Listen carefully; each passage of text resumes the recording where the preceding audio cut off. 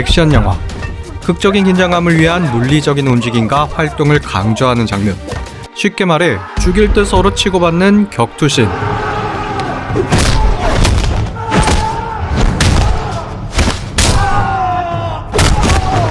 쫓고 쫓기는 추격씬.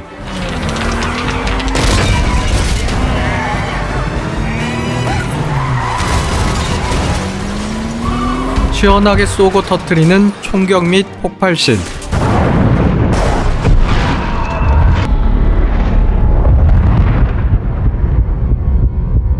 그 밖에도 절벽이나 빌딩 같은 높은 곳에서 뛰어내리는 스턴트 등 색다른 스릴과 쾌감을 선사하기에 관객들의 선호도가 가장 높은 장르이며 크로키의 상업영화의 꽃이라 할 수 있죠.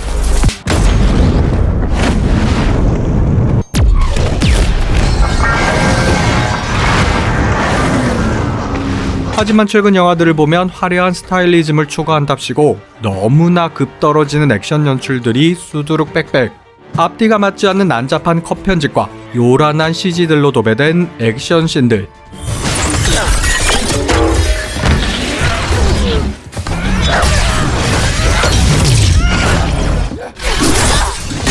이처럼 겉보기만 화려한 떡칠 화장술로 관객들을 기만하는 영화들의 난리. 다시 말해 미숙한 액션을 감추고자 일부러 요란하게 만들어 마치 멋진 액션인 양 속이는 타짜 같은 연출들이 넘쳐나는데 어떻게 하신 겁니까?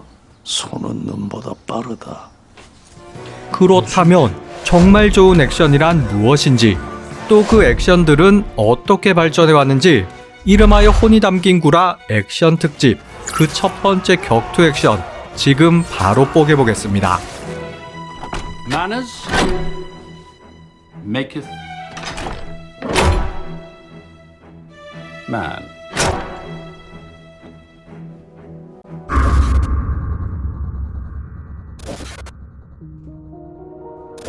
액션 영화의 기원은 어디서 찾을 수 있을까요?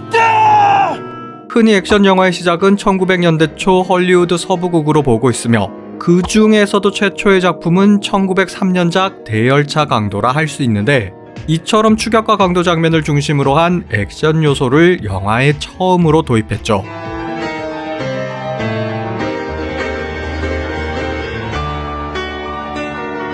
이후 1925년작 배너와 같은 사극에서 전차 경주 장면 등 전투 액션이 연출되기도,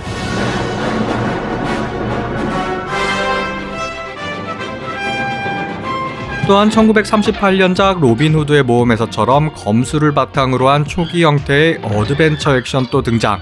다만 아직까지 한눈에 봐도 좀 많이 허술한 수준이었지만 1970년대 들어 헐리우드 액션에 한획을 그은 인물이 등장했으니, 네, 바로 전설의 액션 배우 이소룡이었습니다.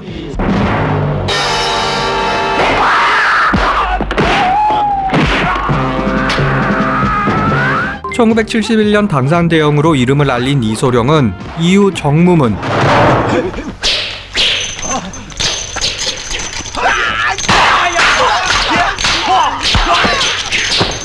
맹령과가,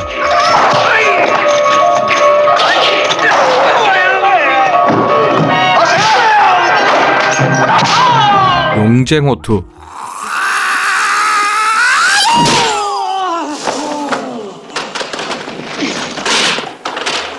그리고 미완의 작품 사망유의, 이 5편만으로 헐리우드를 넘어 영화계 자체의 판도를 바꾸었는데, 그가 추구하는 액션을 한 단어로 지칭하면 리얼리즘, 즉 내가 실제 싸움을 하는 느낌, 또는 실제 싸움을 바로 옆에서 보는 듯한 현실감.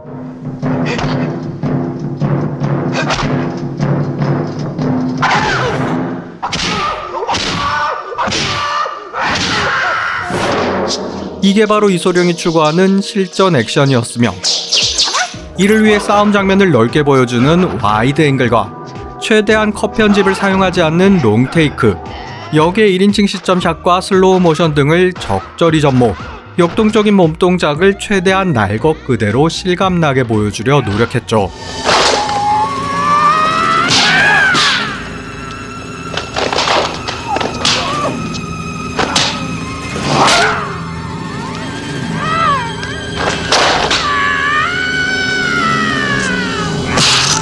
그러니까 당시만 해도 영화에서 액션은 이처럼 허우적거리는 수준이었고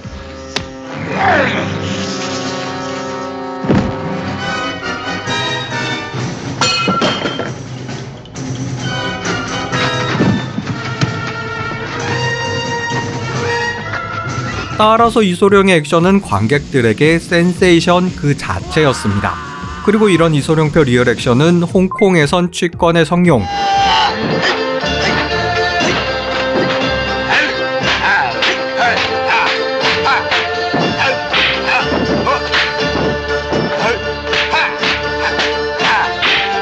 황비용 시리즈의 이연걸,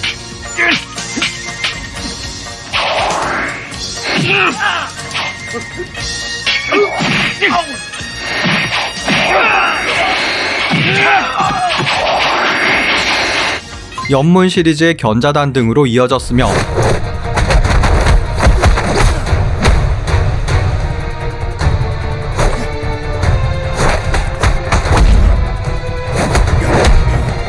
헐리우드에서 맹룡과강에서 마지막 대결 상대로 나온 척 노리스,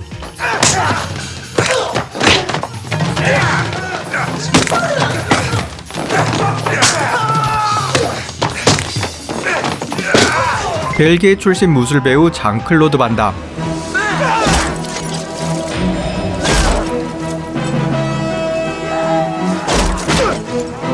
트랜스포터 시리즈의 제이슨 스타뎀,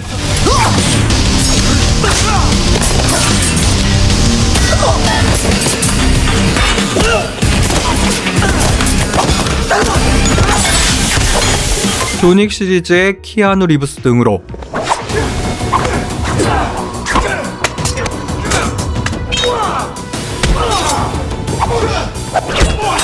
동남아에서 무에타이를 바탕으로 한 토니자의 옹박과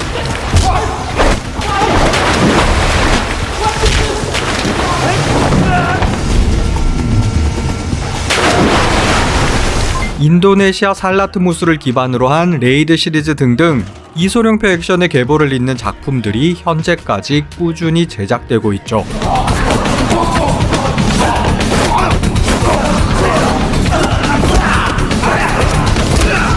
여담으로 이소룡의 아들 브랜드리가 아버지의 뒤를 이어 액션 배우가 되었지만 안타깝게도 영화 크로우 촬영 중 사망하여 아버지와 같이 요절하고 맙니다.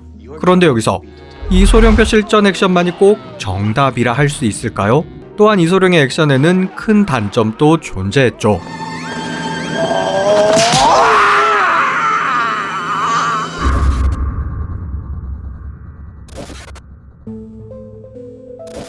예를 들어 올드보이의 3분가량 이어진 복도 싸움씬,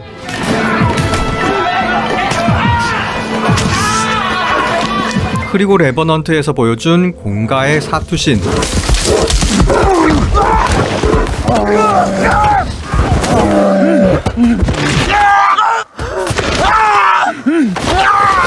아토믹 블론드의 계단 격투신 등등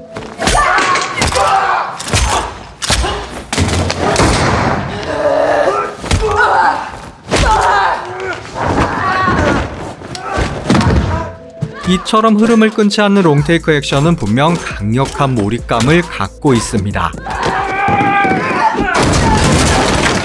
많은 분명 리얼리즘 액션이 훌륭하긴 하나 또 그만큼 연출하기 매우 어렵다는 단점이 있었는데 우선 첫 번째로 이처럼 위험한 리얼 액션을 소화하는 배우가 드물다는 것. We were gonna break things down, do 3 or 4 moves, but then when we saw her abilities, that really, she would train with different martial arts drills.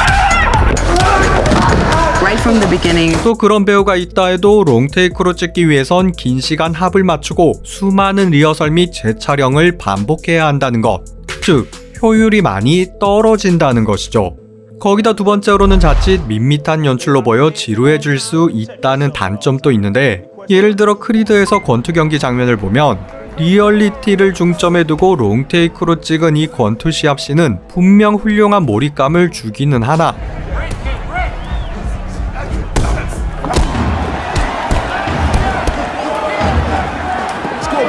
리얼타임이기에 휴식 시간에는 좀 지루한 느낌을 주기도 또 너무 짜고 치는 티가 나기도 하며 거기다 자세히 보면 휴식 타임에 급하게 피를 묻히는 조금은 어설픈 모습까지 이처럼 컷 편집 없는 롱테이크 액션은 그 장점만큼이나 단점 역시 명확했습니다. 따라서 롱테이크 기반의 리얼리즘만이 꼭 정답이라 할 수는 없으며 여기서 이와 정반대의 짧은 샷들을 위주로 하는 스타일리즘 영화들이 등장하죠.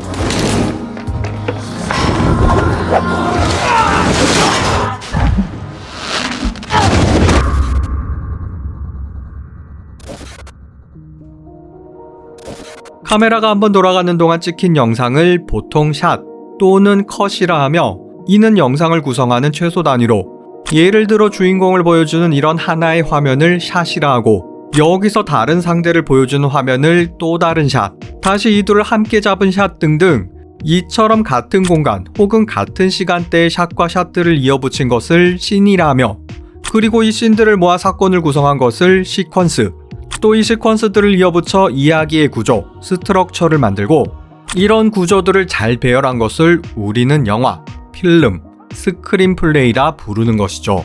그리고 앞서 설명했듯이 이소룡표 리얼리즘은 이 하나의 씬 안에 최소한의 샷을 사용하는 것, 즉 롱테이크로 길게 촬영한다는 것이 그 철학으로 이는 곧 헐리우드 액션의 지향점이 되었지만 이와는 완전히 다른 연출을 추구하는 스타일리즘 영화들이 등장했는데 네, 바로 2002년 본 아이덴티티로 시작된 본 시리즈가 그 대표였습니다.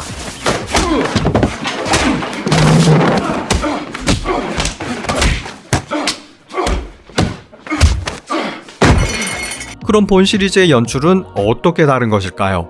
먼저 리얼리즘 영화들은 보통 카메라의 흔들림을 최소한으로 하는 스테디캠 촬영이었지만 본 시리즈는 일부러 흔들림이 많은 핸드헬드나 쉐이키캠 촬영을 많이 사용, 이는 관객들이 좀 더 생생한 현장감을 느끼게 만드는 요소가 되었죠.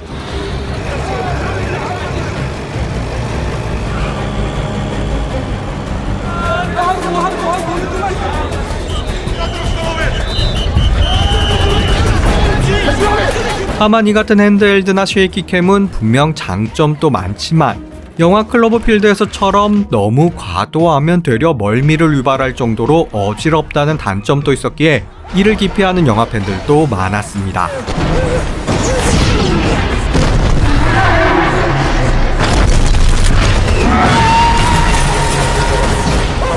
그리고 두 번째 차이점은 이소룡표 액션은 와이드 앵글로 주로 피사체를 넓게 보여주지만 본 시리즈는 격투씬에서 되려 화면을 클로즈업, 손발 등에 초점을 맞춘 초근접 컷을 많이 넣어 다이나믹한 화면을 연출했죠.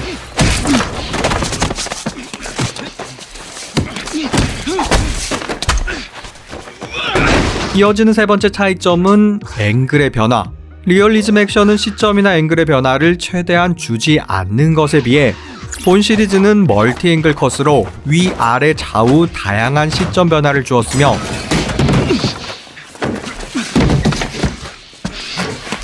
나아가 마지막 차이점이 가장 결정적으로 본 시리즈는 점프컷 느낌이 들 만큼 짧게는 3-4프레임 간격으로 샷들을 잘라 이어붙이고 재배열해 롱테이크와는 정반대의 긴박함과 속도감을 만들어냅니다.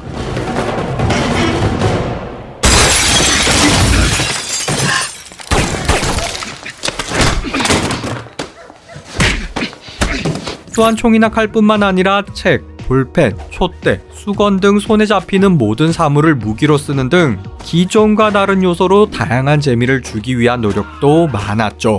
그리고 이처럼 컷 편집이 많고 다양한 앵글의 스타일리즘 방식은 이후 많은 감독들이 따라하게 되는데 그 이유는 리얼 액션과 달리 훨씬 더 쉽게 화려한 장면을 만들 수 있었기 때문.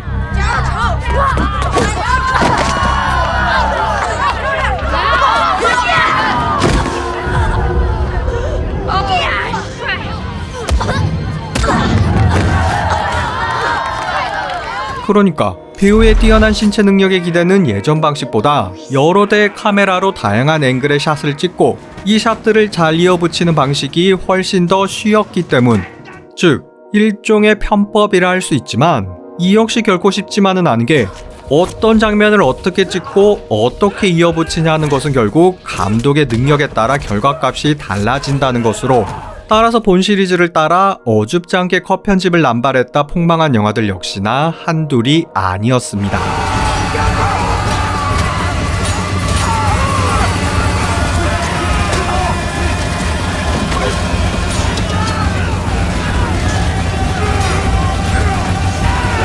하지만 반대로 능력 있는 감독들은 여기서 더 나아가 이소룡표 리얼리즘과 본 시리즈표 스타일리즘, 이 둘의 장점을 결합한 연출 또한 만들어내기 시작했죠.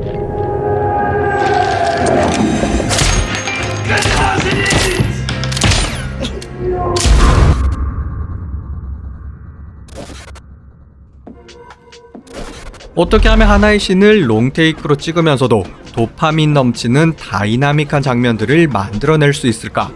그 해답은 하나의 샷은 아니지만 하나의 연속된 샷처럼 보이게 만든다.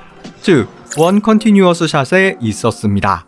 이는 발전된 촬영기기와 컴퓨터 그래픽으로 현대에 들어 더욱 정교해졌고, 그 대표적인 사례로는 알폰소 쿠아론 감독의 2013년작 그래비티의 오프닝 씬을 들 수 있는데, 영화 시작부터 약 13분가량 이어진 롱테이크 장면은 우주를 배경으로 주인공들이 미아가 되는 과정을 단 한 번에 연결한 것처럼 보이게 만든 정말 멋진 연출이었죠.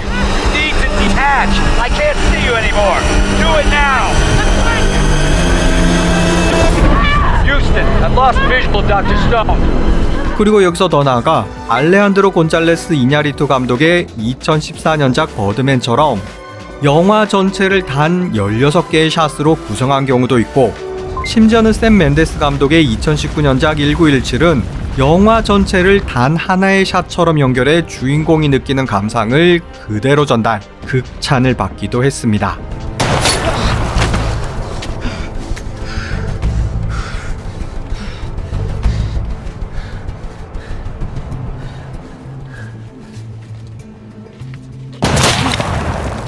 물론 그래비티, 버드맨, 1917 이 세 작품은 촬영과 편집의 기술적인 연출도 훌륭했지만 드라마와 각본 역시나 너무나 훌륭했던 작품들이죠.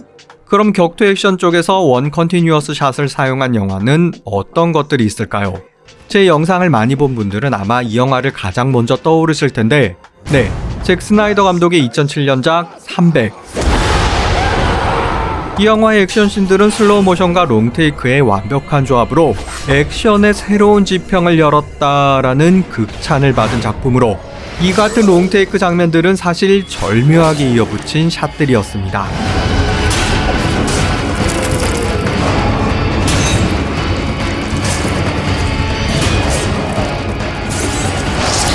또한 개인적으로는 후속작 300 제국의 부활의 이 해상 전투씬 역시나 인상적으로 보았는데, 배 위라는 제한된 공간임에도 멋지게 만들어진 역동적인 장면들, 또 이를 약 3분간 하나의 씬으로 보이게 만든 뛰어난 연출력, 정말 인상적인 장면이었죠. 다음으로 많이 회자되는 영화가 바로 매튜 번 감독의 2015년작 킹스맨 시크릿 에이전트의 교회 액션 시퀀스이지만 이건 100% 노딱이기에 빠르게 넘어가는 것으로, 그리고 최근 정말 인상적이었던 액션씬이 바로 제임스 건 감독의 가디언즈 오브 갤럭시 볼륨 3. 본래도 제임스 건 감독은 화려한 영상미를 뽐내던 실력파 감독이지만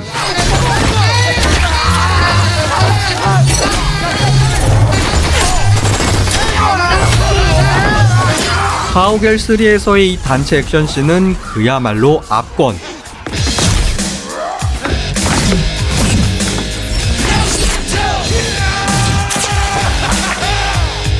약 2분가량 끊김없이 이어지는 액션씬을 정말 재미나게 연출, 심지어 배경 비트에 맞춘 동작들까지.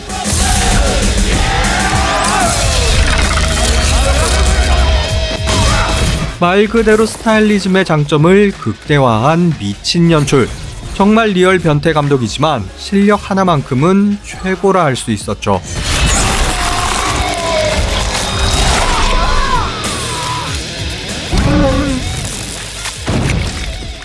그에 반해 마블의 가장 최근작 데드풀과 울버린은 비록 시원시원한 액션씬도 꽤 있긴 했으나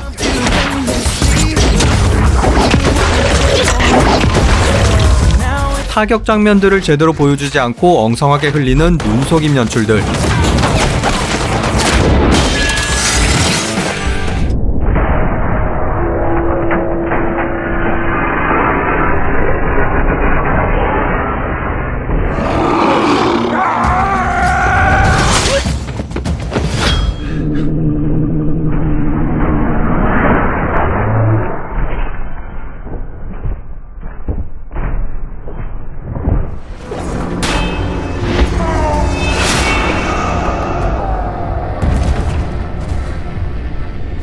특히 단체 액션씬은 합을 제대로 못 맞춘 느낌의 난리 브루스.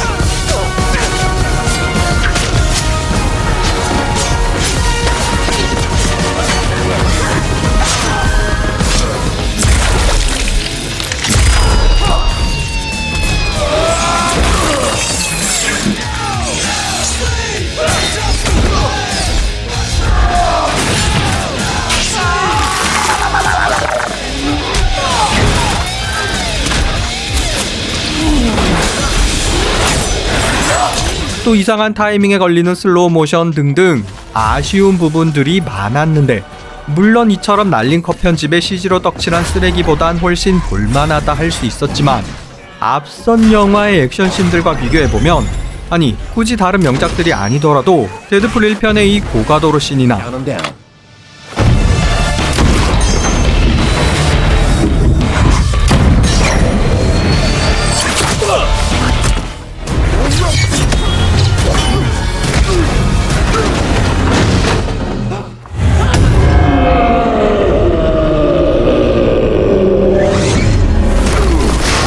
이 편 도입부에 이 360도 회전을 가미한 목욕탕 원 컨티뉴어스 샷 등등 전편들과 비교해봐도 3편의 액션이 얼마나 부족한지 단번에 알 수 있는 부분입니다. 그 밖에 너무 유명해 자세히 소개하지 않은 액션이 뛰어난 영화들로는 매트릭스, 킬빌, 이퀄라이저, 매드맥스, 인셉션, 맨 오브 스틸, 왓츠맨, 다이아드 등등 너무나 많으며, 또 분량상 카체이싱으로 대표되는 추격 액션은 다루지 않았는데, 이 영상이 많은 좋아요와 함께 인기를 얻는다면 이어지는 영상으로 다뤄보기로 하며, 그럼 여기까지 머프무비였습니다.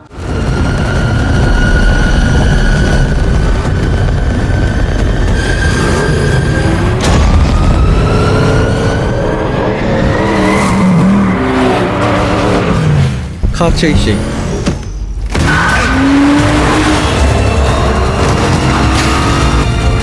홍소고금을 막론하고 남자들이 환장하는 두 가지가 있죠. 그건 바로 미녀와의 잭스. 그 다음으로는 새끈한 자동차.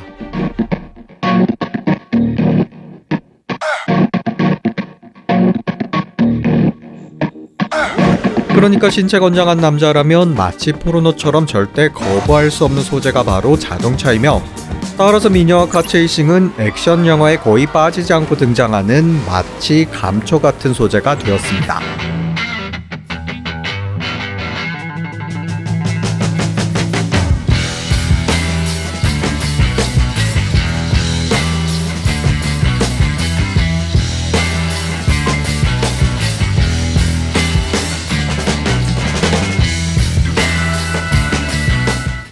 치마 짧은 여자는 안 믿어요.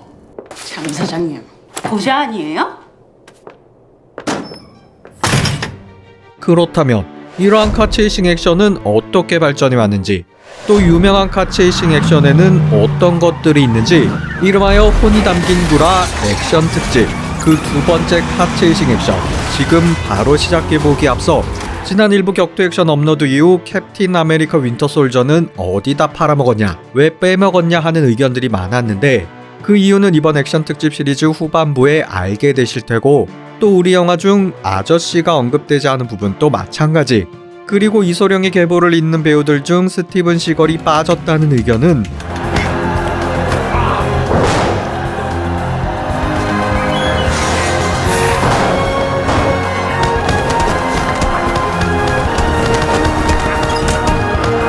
네, 언더시즈로 대표되는 꺾인 무술의 대가 스티븐 시걸 역시나 논란의 여지는 있으나 분명 임팩트 있는 액션을 보여준 배우이죠.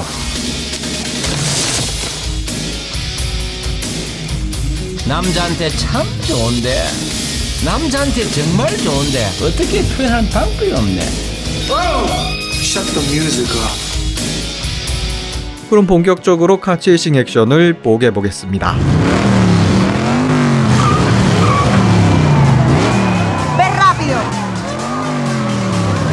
seguro.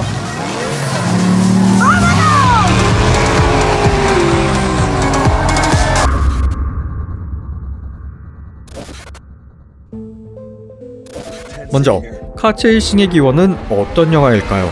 그건 바로 가장 최초로 자동차가 등장한 1903년작 런어웨이 매치를 알 수 있는데, 가족들의 반대를 피해 도망치는 연인을 그린 영화는 그 과정에 자동차를 접목, 이야기를 이끌어가는 중요한 수단으로 사용했고, 물론 이게 추격신이 맞느냐 하는 논란의 여지도 분명 있지만 최초의 카체이싱이라 말할 수 있는 장면이 등장하죠. 이후 진정한 카체이싱의 시초로 거론되는 1913년작 버니 올드필즈 레이스 포로 라이프를 거쳐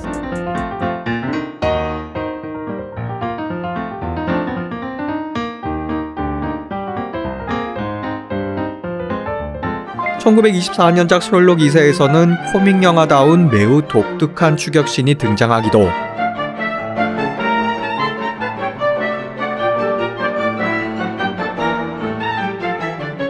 1932년작 더 크로우드 로즈와 같이 자동차 경주를 소재로 본격 레이싱 액션을 선보인 영화도 제작되는 등 자동차는 영화사 초기부터 단순 소품을 넘어 긴박감과 스릴을 전달하는 중요 소재로 자리매김합니다.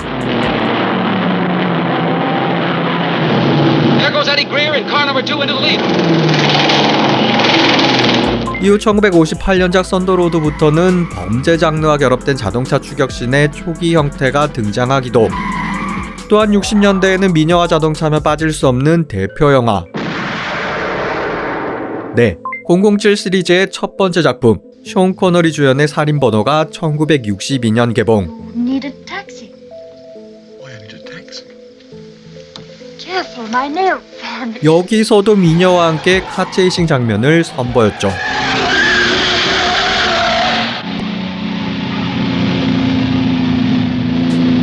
그런데 여기서 이처럼 고전 영화들의 드라이브 장면은 CG 그래픽이 없던 시절임에도 불구하고 마치 싸구려 CG를 가져다 붙인 듯 많이 어색한 모습을 보였는데, 그 이유는 바로 차량을 실제 도로 위가 아닌 스튜디오 세트에 놓고 그 뒤로 스크린을 설치해 미리 찍어둔 영상을 투시하는 레어 프로젝션 기법으로 촬영했기 때문이죠.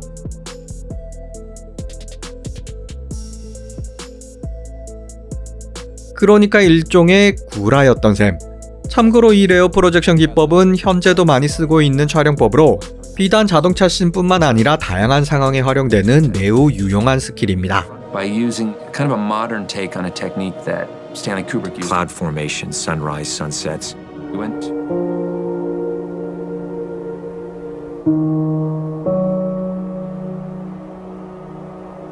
They're surrounded by it. It allows them to immerse themselves more deeply in the story. 이렇듯 1960년대 중반까지 카체이싱은 좀 심하게 말해 아직 허접한 티를 벗어나지 못한 상황이었으나, 불과 단 몇 년 뒤인 1968년 영화사 가장 상징적인 카체이싱 영화가 등장하죠.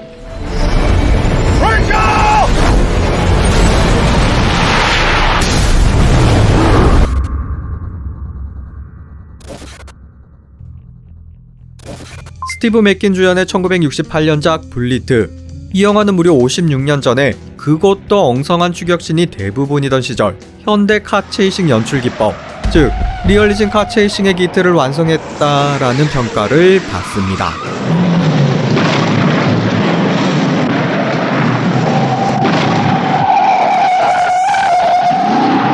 그럼 그 기틀이란 무엇일까요? 블리트는 일단 포드 머스탱과 다치 차저라는 파워가 뛰어난 머슬카를 이용 실제 샌프란시스코 도로 위를 약 110마일, 시속 170km까지 질주하며 카메라의 앵글을 최대한 지면과 가까이 붙여 그 속도감을 느낄 수 있게 하거나,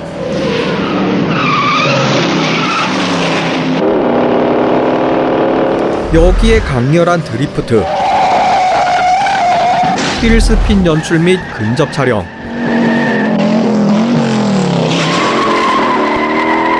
그 밖에도 충격에 의해 차량이 파손되는 장면이나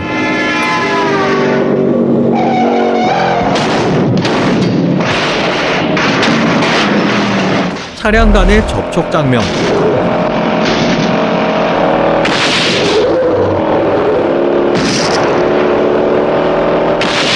그리고 마지막 폭파신까지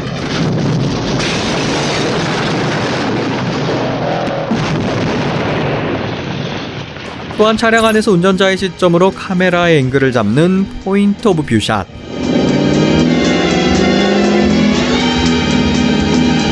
어깨 위로 보여주는 오버 더 숄더 샷, 반대편에서 인물을 보여주는 리버스 샷 등 이런 기법들 역시나 모두 다 현재까지 이어지는 것들로 특히 이처럼 가파른 언덕을 점프하는 연출은 카체이싱 역사의 길이 남을 상징적인 장면이 되어 거의 모든 카체이싱 영화에 들어가는데,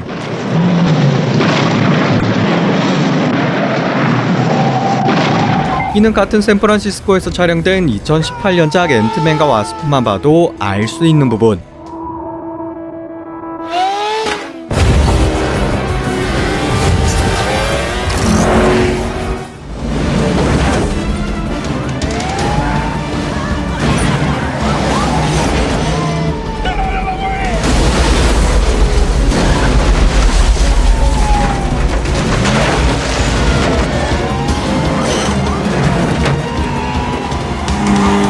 즉, 시대를 한참 앞선 영화 리얼리즘 카체이싱의 아버지와도 같았습니다.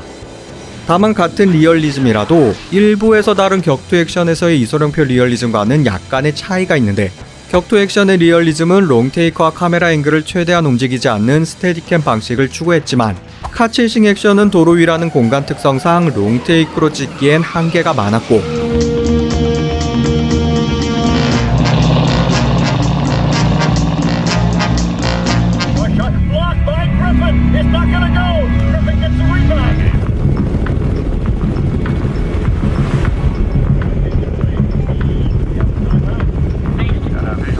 따라서 다양한 각도와 장소에서 찍은 샷들을 편집해 이어 붙일 수밖에 없었다는 것. 또 당시엔 아직 스테디캠이나 짐벌과 같은 안정화 장비가 없던 시절, 그렇게 의도했던 의도하지 않았던 간에 차량과 연결된 카메라가 마치 핸드헬드처럼 미세하게 흔들릴 수밖에 없었습니다.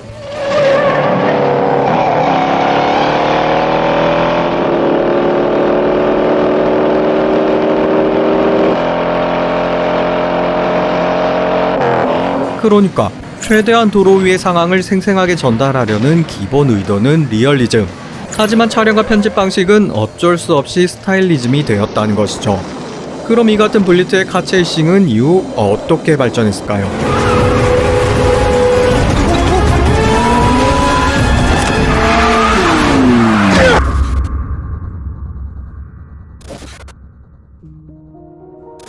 블리트에서는 카체이싱이 영화의 일부분이었다면, 이후 카체이싱을 메인 주제로 한 하이스트 무비, 즉 절도나 강도 등의 소재와 결합된 영화들이 등장.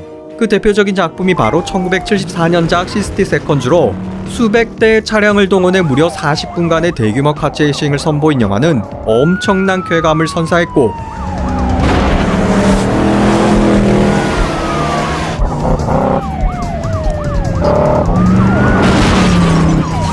이 영화는 이후 캐서방 형님과 줄리 누님을 주연으로 2000년에 다시 리메이크.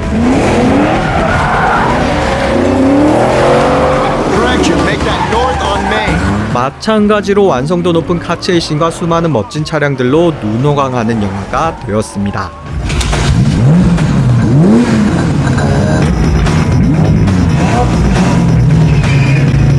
또한 귀여운 미니 쿠퍼로 이색적인 질주를 선보였던 1969년작 이탈리안잡.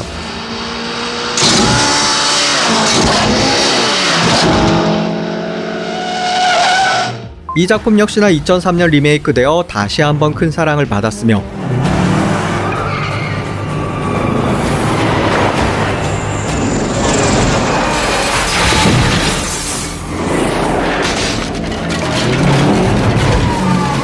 그리고 미녀와 자동차, 여기에 머머리 하면 가장 먼저 떠오르는 영화, 네, 바로 분노의 질주 시리즈.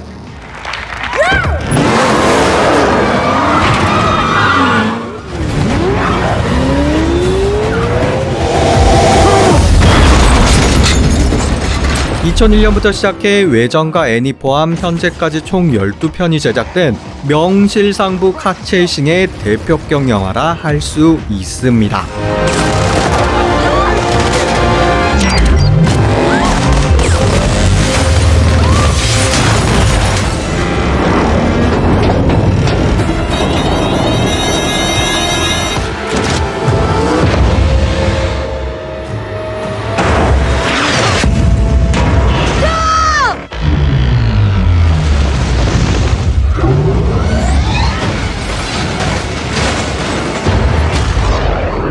많은. 다만 아시다시피 스토리는 점점 산으로 가다 못해 우주까지 진출해버리는 황당무계, 즉 작품성 따윈 안드로메다, 그저 자동차 포르노가 되었다는 것이죠.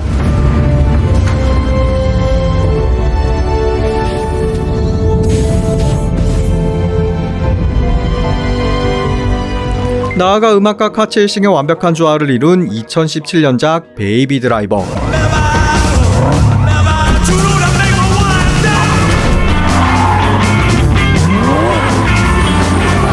기존의 카체이싱이 폭발과 스피드에 초점 맞추었던 것과 달리 이 영화는 운전자의 화려한 스킬에 초점을 맞추었고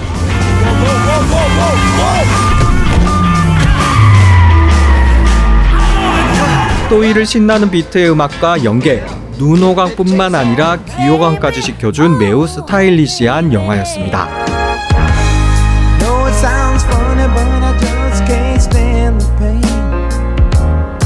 이어서 첫 보물적으로는 앞서 잠시 언급되었던 큰형 인격 영화, 007 시리즈를 단연 초선에 꼽을 수 있으며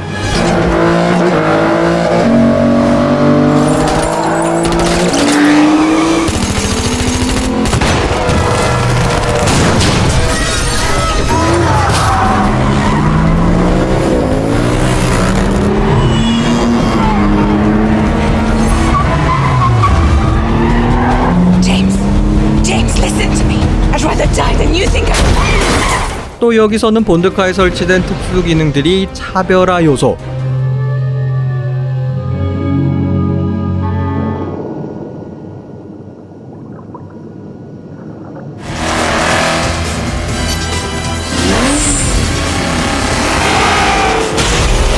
이지만 누가 뭐래도 007 영화의 최고의 차별화 눈뽕 요소는 바로 본드걸이죠.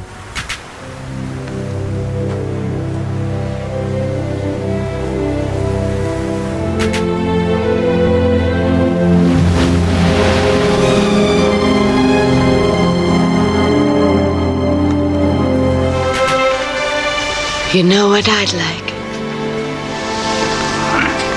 Can't imagine.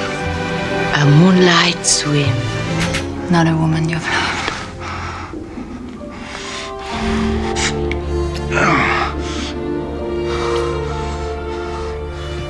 참고로 카지노 로얄에서 이 7회전 전복신은 CG 없이 촬영되어 기네스북에도 오른 명장면이며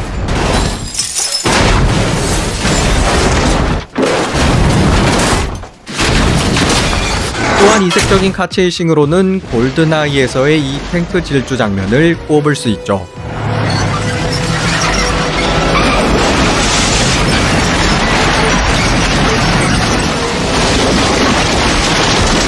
그 다음으로는 역시나 긴 설명이 필요 없는 토명의 대표작 미션 임파서블 시리즈.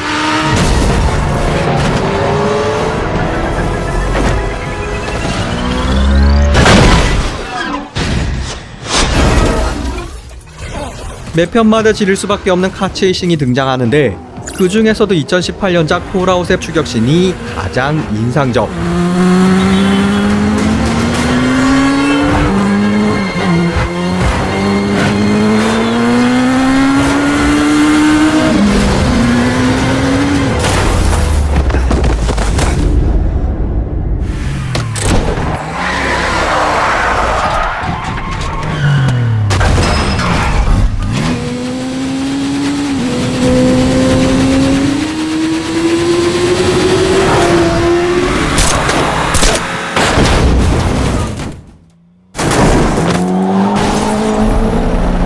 또 잘 아시다시피 토명은 스턴트 대역을 쓰지 않는 리얼 액션 그 자체로 완성도 높은 장면들을 마구 쏟아냈습니다.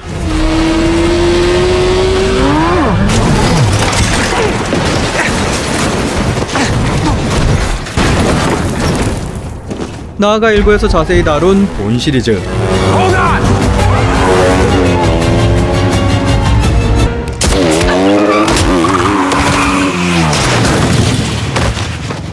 격투신과 마찬가지로 일부러 화면을 흔드는 핸드헬드와 빠른 컷 편집의 추격신, 즉 스타일리즘 카체이싱을 완성했다 할 수 있지만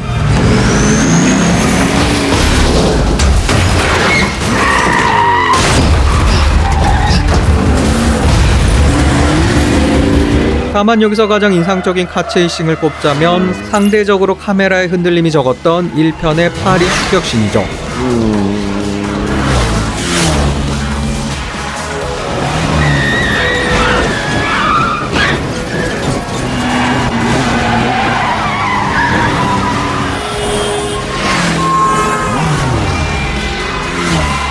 마지막으로 카체이싱 하면 빼놓을 수 없는 영화가 바로 포스트 아포칼립스 배경으로 신나게 달려 제끼는 조지 밀러 감독의 매드맥스 시리즈.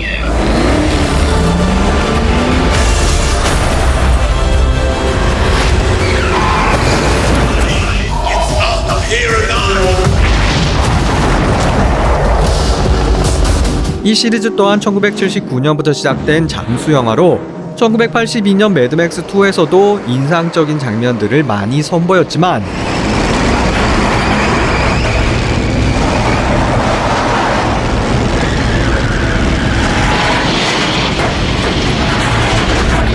역시나 최고의 마스터피스는 2015년작 매드맥스 분노의 도로로 끊임없이 이어지는 긴장감의 연속.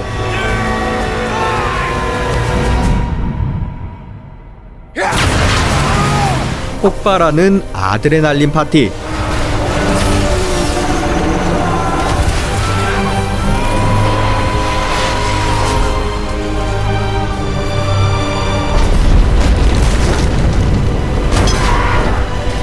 관객들을 전율케 만든 명작 중의 명작이었습니다.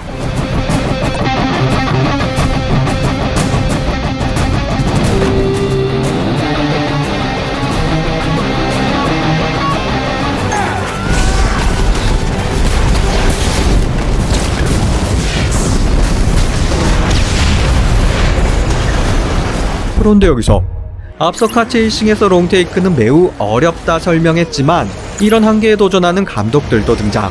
실험적인 롱테이크 카체이싱을 시도하였죠.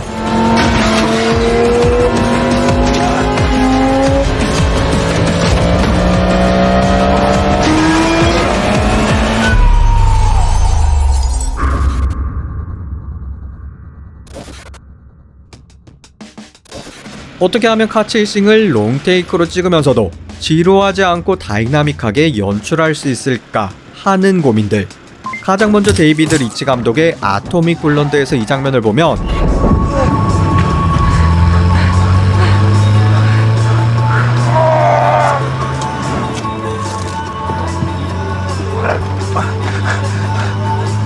롱테이크로 찍었지만 차량 안의 시점, 즉 카메라의 무빙이 매우 자연스럽다는 것을 알 수 있습니다.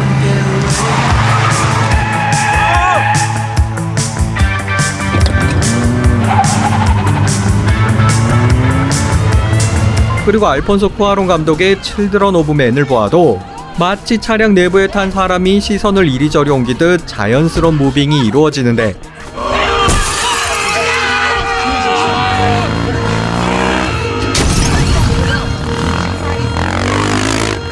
그럼 이런 장면들은 어떻게 찍은 것일까요? 네, 이는 차량 천장에 구멍을 뚫은 후 마운트로 연결된 카메라를 집어넣어 촬영하였던 것이죠.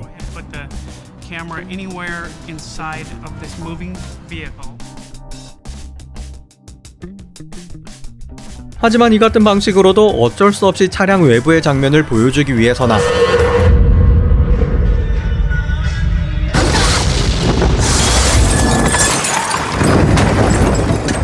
또는 차량이 그 방향을 전환하는 장면 등에서는 부득이하게 컷을 나눌 수밖에 없었습니다. 즉, 차량 외부 시점에 대한 명확한 한계점. 헌데 여기서 차량 내 외부 할 것 없이 하나의 샷으로 이어진 추격신을 선보인 영화가 있었으니 그건 바로 스턴트맨 출신 샘 하그레이브 감독의 익스트랙션 시리즈로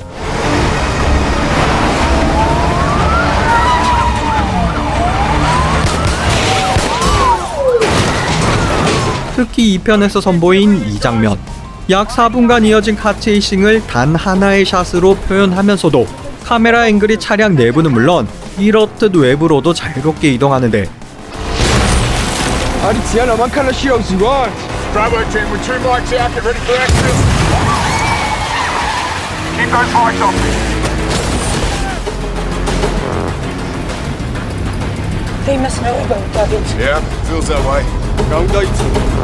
이러한 촬영이 가능했던 비결은 바로 카메라맨. 이처럼 매드맥스의 워보이와 같이 차량에 매달린 카메라맨들이 카메라를 서로 주고 받았던 것으로 말 그대로 손으로 들고 찍는 리얼 핸드헬드 카메라맨들의 극한 직업이었던 것이죠. Hargrave said that he had to replicate it precisely, and if he was off by even a few degrees, they would have to shoot it all over again. Real explosions there, and so we wanted to get as close as possible, and it gets hot when you get that No close. matter how cool and exciting the action can be, you've got to keep bringing it back to, or grounding it with, who's the character. 따라서 이 같은 개고생으로 완성된 장면들은 정말 리얼하면서도 동시에 역동적인 감상을 잘 전달했지만 보시다시피 빠르게 이동하는 와중에 배우와 촬영 스태프들 모두가 유기적으로 연계되어야 하기에 여간 힘든 일이 아니었으며 그만큼 액션에 대한 감독의 고집이 엿보이는 부분이었습니다.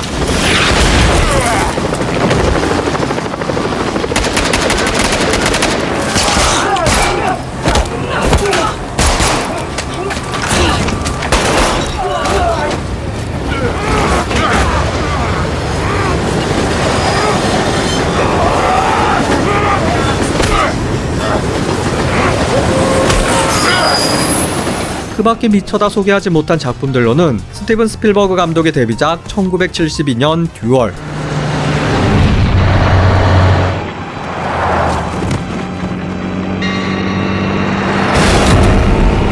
같은 해 개봉한 프렌치 커넥션,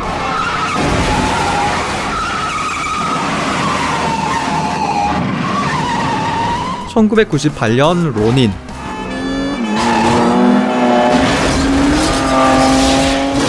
같은 해 개봉한 택시,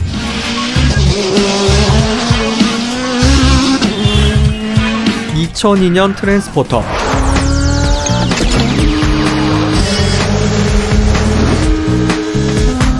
2003년 나쁜 녀석들 2,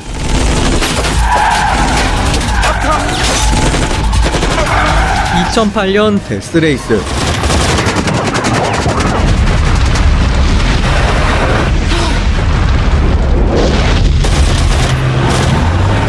2011년 드라이브,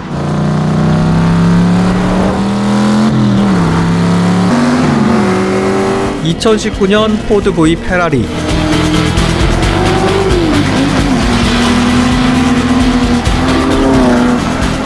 2022년 테넷,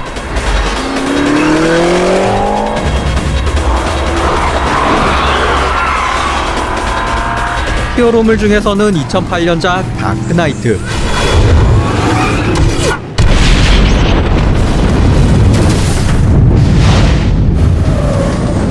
2022년 더 배트맨,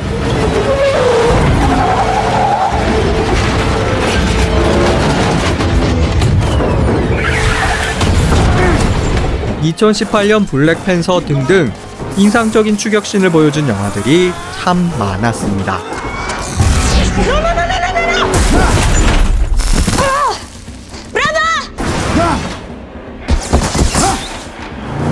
그럼 총격 및 폭파 액션 뽀개기를 기대하신다면 구독과 좋아요를 꼭 눌러주시기를 부탁드리며 여기까지 머프무비였습니다.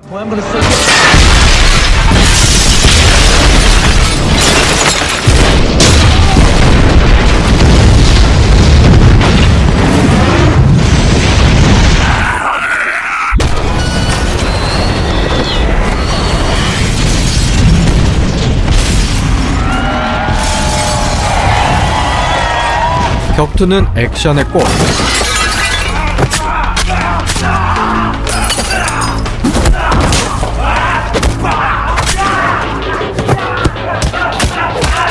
카츠의 신과 미녀는 액션의 감초라 한다면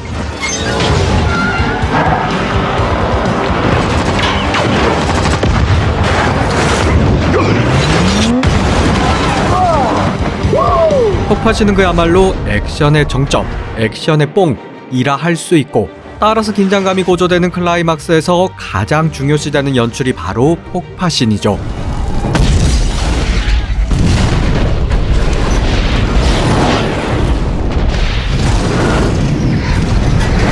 그리고 이런 폭파신을 사랑하는 감독들, 단연 폭파광, 파괴대제, 폭마로 불리는 마이클 베이 감독을 비롯 CG보다 리얼리티를 추구하는 크리스토퍼 놀란, 스턴트와 연계된 화려함의 끝판왕 조지 밀러 감독 등등 많은 명장들과 그들의 명작들의 수많은 폭파신들이 들어갔는데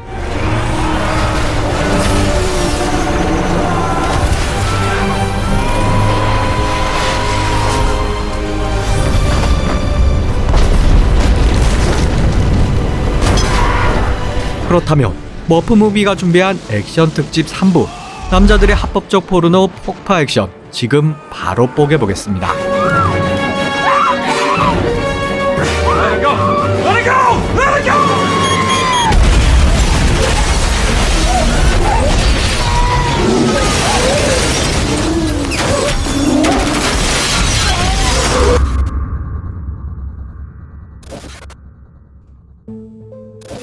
(80년대) 이전까지 폭파신은 1957년 콰이강의 달이나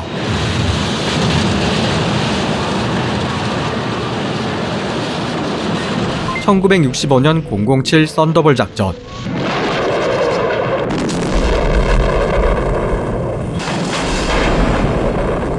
1974년 타워링처럼 시각적 효과를 통해 긴장감을 얻기 위한 용도로 주로 사용되었지만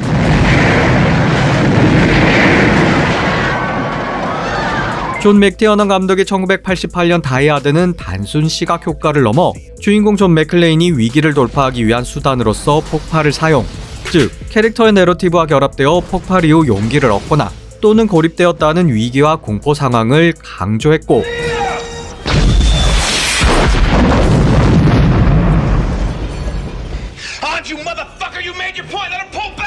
특히 폭발신을 영화의 클라이막스에 배치, 강력한 폭발과 함께 갈등을 해소하는 방식을 적극적으로 보였죠.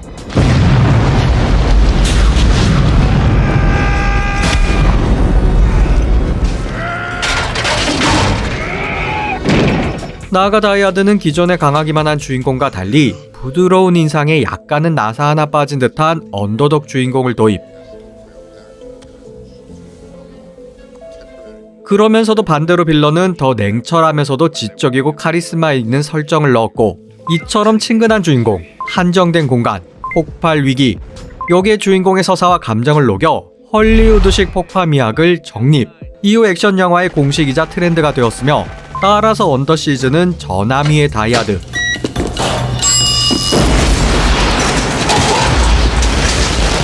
스피드는 버스 위의 다이하드,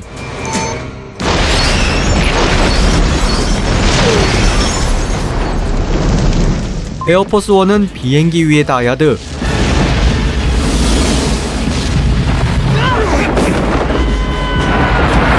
더록은 감옥섬 위의 다이하드라 불렸듯 다이하드표 감성 액션을 이은 작품들이 헐리우드를 휩쓸었습니다.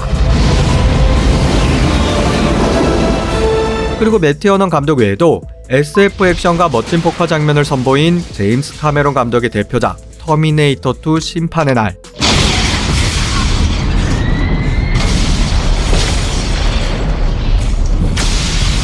고요한 분위기를 바탕으로 액션과 폭발을 결합시킨 폴 버호벤 감독의 로보캅과 토탈 리콜,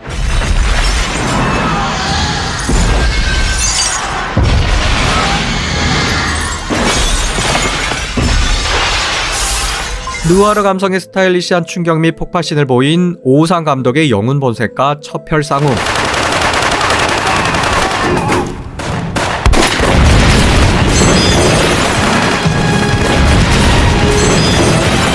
도시 단위의 스펙타클한 폭파신을 선보인 롤랜드 에머리 감독의 인디펜던스 데이 등등, 당연히 이후 감독들은 이를 뛰어넘기 위해 더 강하고 더 드라마틱한 폭발신을 만들어냈죠.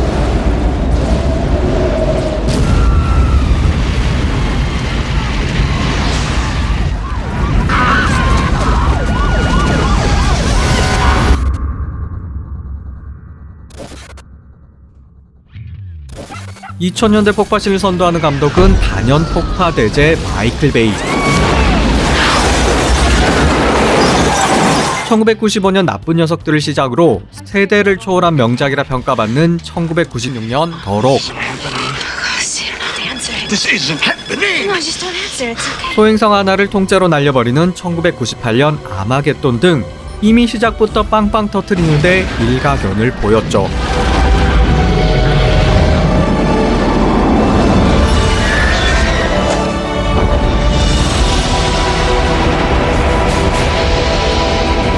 그리고 2001년 진주만 3시간 러닝타임 중 무려 1시간 가까이 진주만 폭격된 전투 장면에만 할애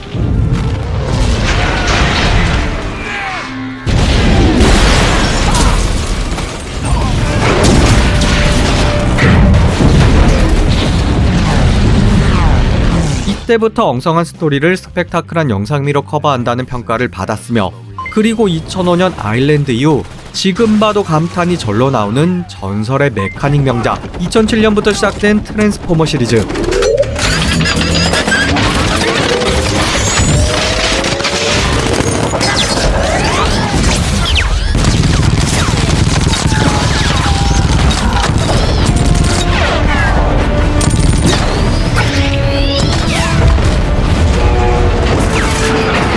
로봇들의 뛰어난 변신 장면과 액션은 물론 중간중간 말조신경을 자극하는 미녀들 여기에 빵빵 터지는 폭파신까지 또 이를 초고속 촬영을 통해 슬로우 모션으로 보여주는가 하면 혼이 쏙 빠질 정도의 카메라 워크 및 광대한 스케일의 폭파신 등 시각적 연출의 극대화로 관객들의 아드레날린을 쭉쭉 뽑아내다 보니 시작부터 끝까지 단일의 지루함도 느낄 수 없는 영화 즉 눈뽕 최고치 액션 포르노의 극한 이런 연출 능력은 가히 세계 원탑이라 할 수 있었습니다.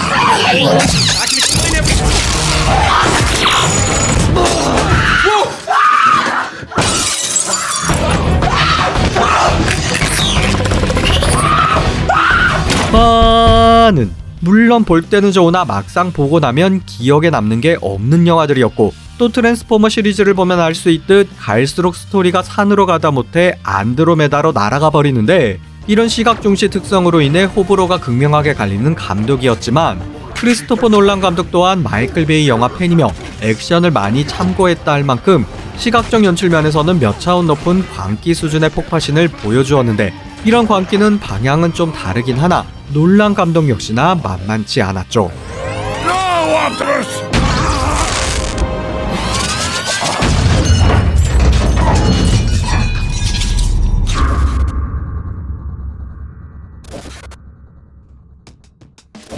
놀란 감독하면 가장 먼저 떠오르는 영화 2008년 다크나이트 그리고 유명한 조커의 병원 폭파신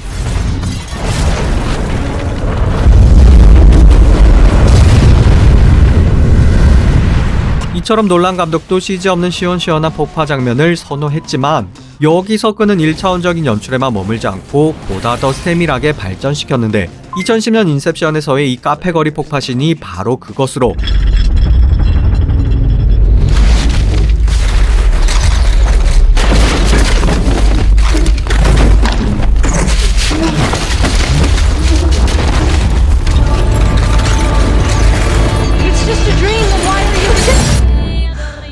never just a dream, is it? 강렬한 화염이나 굉음을 동반한 폭발은 아니었지만 꿈속 공간에서의 설계자의 의지를 표현한 폭발이란 독특한 설정으로 지금까지 보던 폭발신과는 명확한 차이를 두었습니다. 또 마지막 건물 폭파신 또한 전투나 테러에 의한 단순 폭파가 아닌 영화상 중요한 설정인 킥을 표현한 것이었고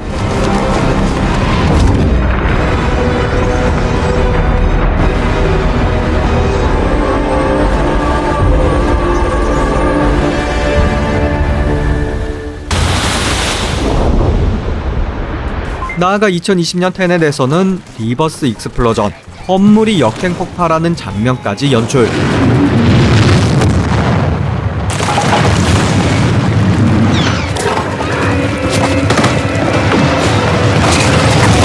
이처럼 실험적인 스토리에 걸맞는 새로운 폭파신들을 만들어냈으며 그리고 가장 최근작 오펜하이머는 영화 자체가 핵폭발을 위한 빌드업으로 또한 핵폭발마저 CG가 아닌 실제 폭발로 연출, 리얼리티에 대한 감독의 변태적 집착을 엿볼 수 있는 부분이었죠. 그럼 이어서 폭파신 하면 빼놓을 수 없는 전쟁 영화들을 알아보겠습니다.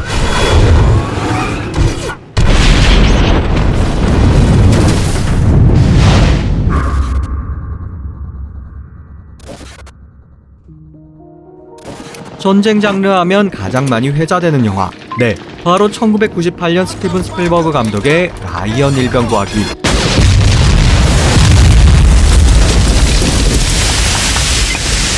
그 중에서도 이 노르망디 상륙 작전 씬은 영화 역사상 가장 강렬하고 충격적인 전쟁신으로 꼽힐 만큼 말 그대로 생지옥을 리얼하게 담아냈죠.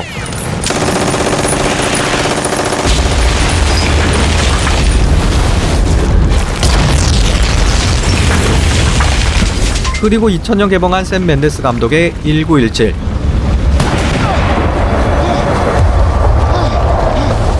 (1917) 역시나 전쟁의 참혹함을 리얼하게 잘 표현했으나 그보다 더 인상 깊은 장면은 바로 이 포탄이 빗발치는 상황에서 작전 중지를 위해 홀로 다른 방향으로 뛰어가는 씬.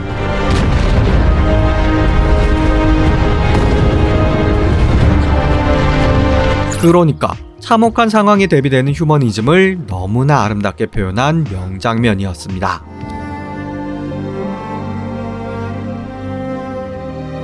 다음 리들리 스콧 감독의 2001년 블랙호크 다운.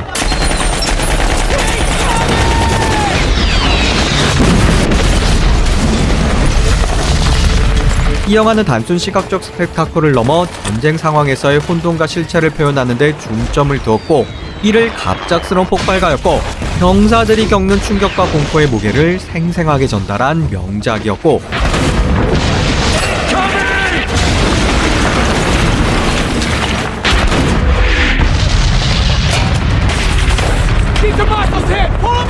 또 이처럼 화면을 흔드는 핸드헬드 기법과 사실적인 폭발 연출은 이후 많은 영화들이 참고하는데, 그 중 하나가 캐서린 비글로우 감독의 2008년작 허트로코로. 이 영화는 폭발의 시각적 표현도 뛰어나지만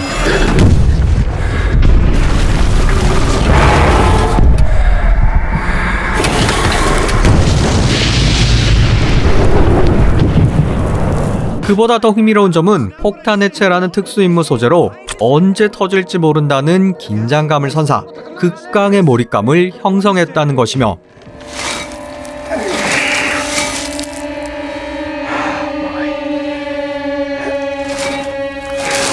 또 하나 재미있는 점은 주인공 윌리엄 제임스는 폭탄 해체 중 느끼는 극도의 긴장감에 취해 위험을 자처하는 인물로 묘사되었다는 것.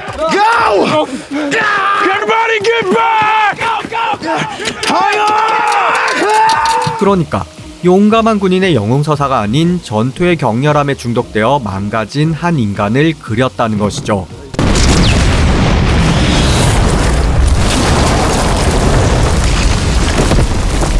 그 밖에 데이비드 에이어 감독의 2014년 퓨리는 제2차 세계대전, 특히 그 중에서도 전차 부대에 집중해 실감나는 탱크전과 폭발을 그려냈고,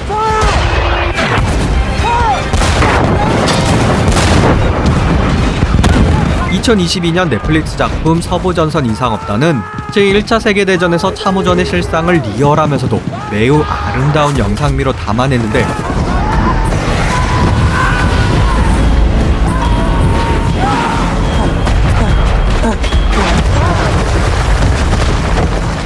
여기서 또 흥미로운 점은 보통 세계대전을 다룬 영화가 연합국의 시각으로 그려졌다면 이 영화는 17세 어린 독일군의 시각으로 그려졌으며, 따라서 아군과 적군 구분 없는 전쟁의 보편적 비극을 부각시켰다는 것입니다.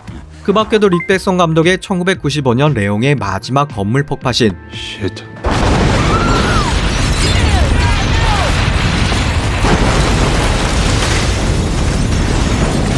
토니 스콧 감독이 2004년 맨 온 파이어의 차량 폭파신,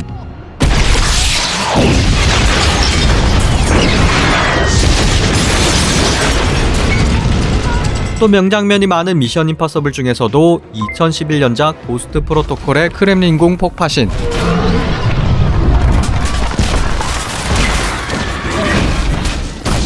마크 포스터 감독이 2013년작 월드워 Z,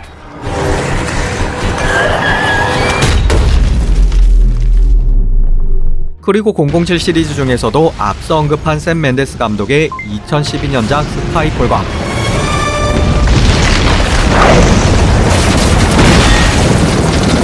2015년작 스펙터,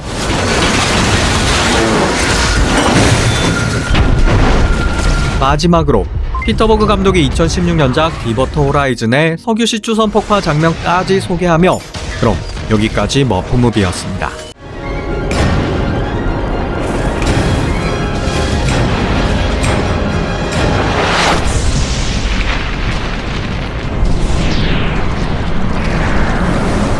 먼저 한 가지 질문을 드리죠. 최고의 명작 매트릭스 3부작, 이 영화를 보진 않았어도 모르는 분들은 없으실 텐데요. 그럼 매트릭스 4편 리저렉션이 2021년에 나왔었다는 사실은 혹시 알고 계시나요? 그리고 제작비 1억 9천만 달러 대비 흥행 성적은 꼴랑 1억 5,600만 달러로 폭망했다는 사실 역시나 알고 계신가요? 물론 제 구독자분들은 잘 아실 테지만 아신다 해도 실제 영화를 극장에서 본 분들은 아마 거의 없으실 겁니다. 왜냐면 국내 관객도 겨우 20만 9,500명으로 폭망의 기준인 엄복동보다 살짝 더 높은 수치였으니까요.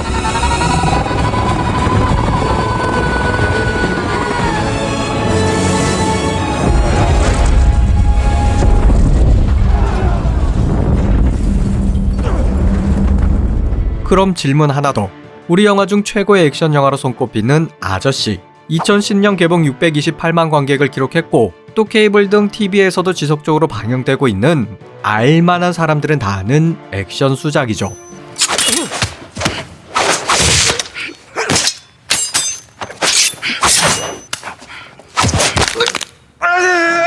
헌데 아저씨 다음 나온 같은 이정범 감독의 2014년작 우는 남자, 혹시 이 영화를 보신 분 계신가요?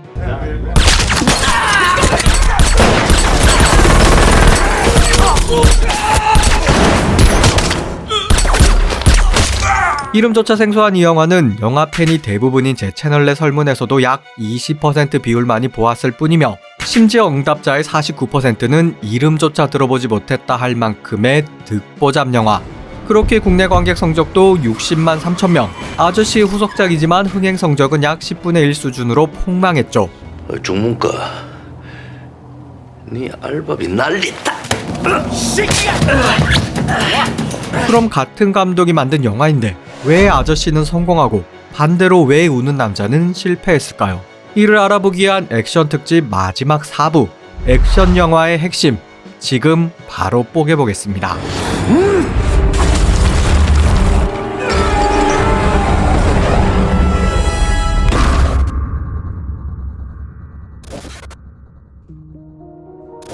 먼저 아저씨의 경우 대표적으로 이 화장실에서의 격투신과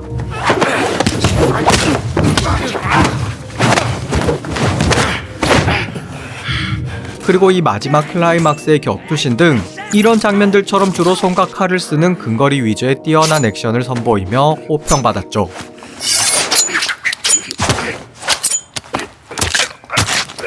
하지만 영화 시작 후 25분이 지나서야 주인공의 첫 액션신이 등장했고 아, 나 누굴 동네 양아치로 하나.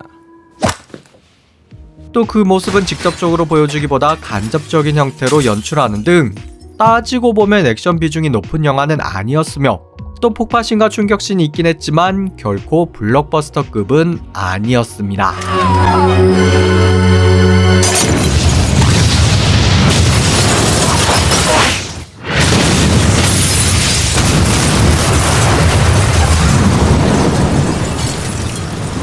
그렇지만 우는 남자의 경우는 중장거리 화기 중심의 화려한 액션을 추구,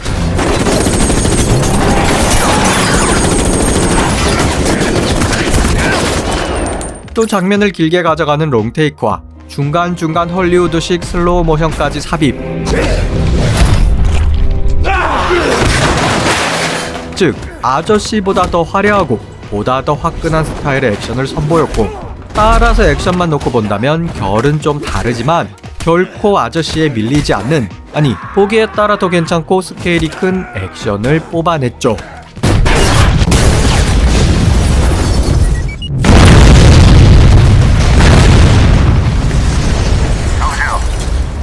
그러니까 우는 남자의 액션에는 전혀 문제가 없었다는 거. 그럼 우는 남자의 실패 원인은 스토리에 있던 것일까요?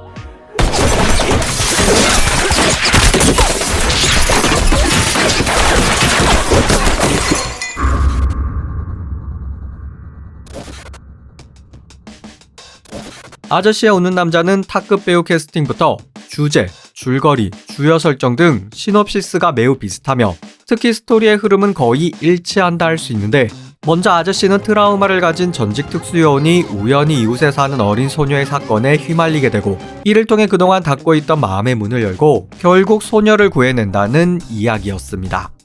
한 번만 알아보자. 그러니까 상처를 안고 살아가던 한 남자의 인간성 회복 과정을 보여준 것. 그리고 우는 남자도 마찬가지. 냉혈한 킬러로 살아온 주인공 고는 어느 날 실수로 한 아이를 죽이게 되고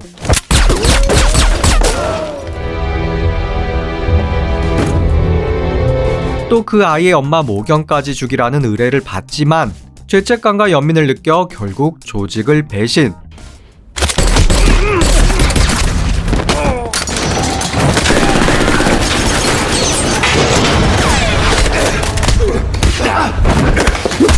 여인을 구한 후 그녀에게 죄를 털어놓고 죽는다는 결말.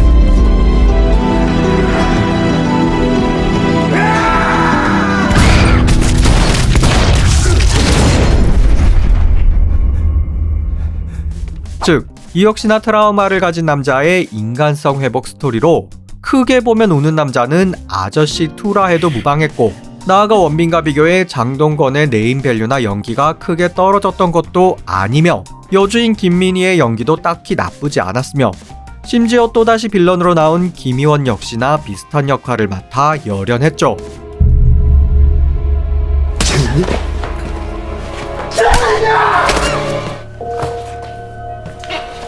결국 비슷한 이름값을 가진 배우, 비슷한 스토리, 비슷한 액션 수준을 보였지만 한쪽은 대성공하고 한쪽은 쪽박을 찼다는 것인데, 그럼 이 둘의 결정적인 차이는 무엇이었을까요?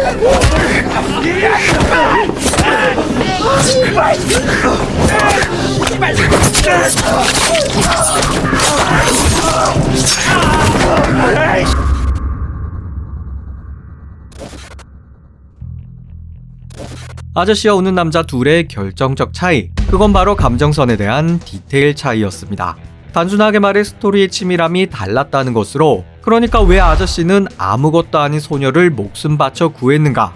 사실 여기서 소녀는 아무것도 아닌 존재로 보일 수 있지만 영화는 둘 사이에 작지만 강한 유대감을 형성하는 과정을 보였고, 아저씨까지 미워하면 내가 좋아하는 사람 한 개도 없어. 그 생각하면 여기가 막 아파요. 그니까 안 미워할래. 또 여기에 가족을 잃은 남자의 트라우마가 잘 오버랩되며 아저씨가 소녀를 구한다는 감정선을 잘 설명했고, 이처럼 감정선이 별것 아닌 듯해도 몰입감을 형성하는 데 있어 매우 중요한 요소였으며, 나아가 이런 감정선이 담긴 서사를 액션과 유기적으로 잘 결합했죠. 나 전당 판다. 금리빨 빼고 무조리 씹어먹어 줄게.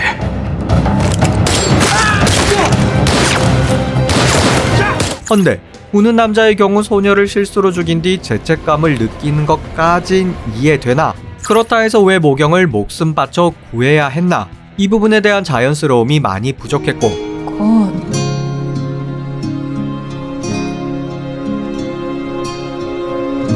대답해봐요. 따라서 감정선이 생기지 않으니 관객들의 공감대도 얻지 못했으며 결국 액션만 화려한 노잼 영화가 되었습니다.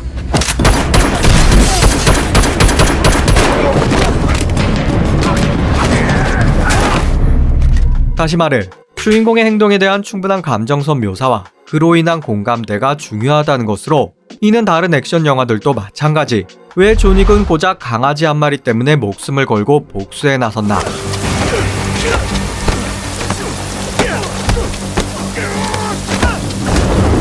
왜 빌은 사랑하던 키도를 죽이려 했고, 또 왜 키도는 빌을 떠났는가?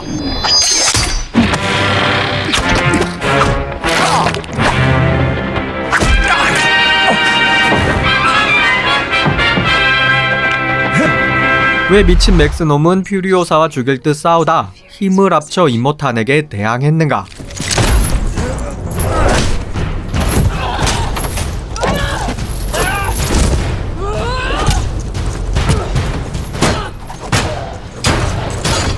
왜 제임스 본은 정체성을 찾기 위해 그렇게 애썼는가?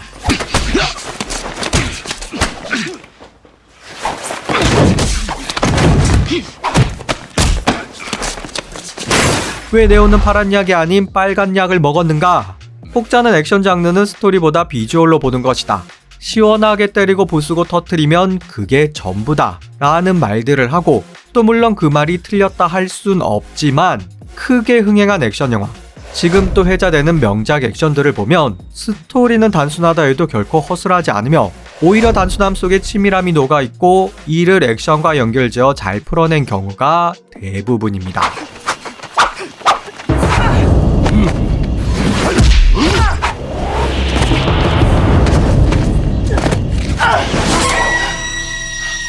그러니까 매드맥스가 희대의 명작으로 평가받는 이유는 분명 화려한 연출 및 강렬한 액션씬에 기인하지만 그 액션씬을 떠받치고 있는 서사와 주제, 미친 맥스와 퓨리오사의 자유에 대한 열망, 이를 구태여 긴 대사 없이 장면들로만 설명했고 이게 관객들에게 잘 어필되었기에 성공할 수 있었죠.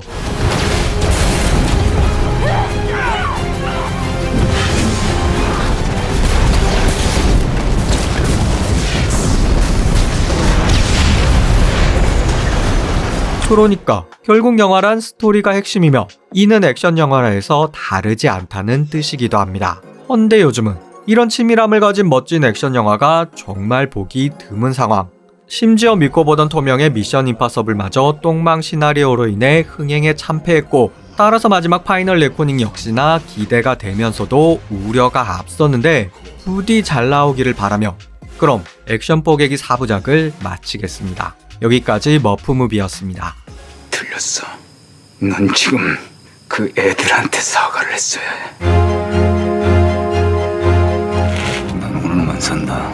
그게 얼마나 같은 건지 내가 보여줄게.